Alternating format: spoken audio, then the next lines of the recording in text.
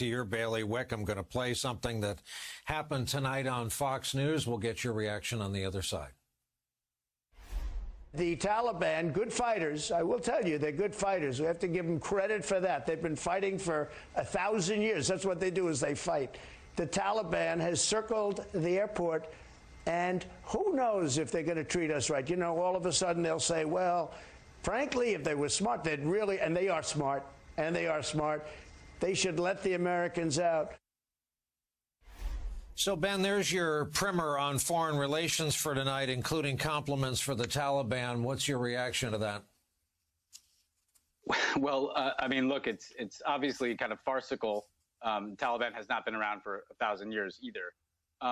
Frankly, you know, the reality of this is that, you know, Donald Trump is the one who made a deal with the Taliban in which we essentially promised them that we would withdraw, that also all U.S. military contractors on which the Afghan security forces were highly dependent, that they would withdraw as well, without requiring the Taliban to make a deal with the Afghan government, without requiring the Taliban to cease fire across the country.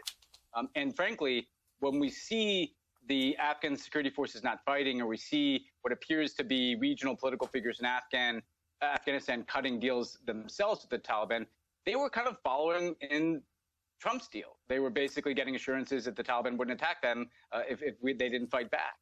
So, you know, it was easy in the Trump years, I think, to look at the absurdity of some of what he was doing, including, you know, wanting to invite the Taliban to Camp David on September 11th.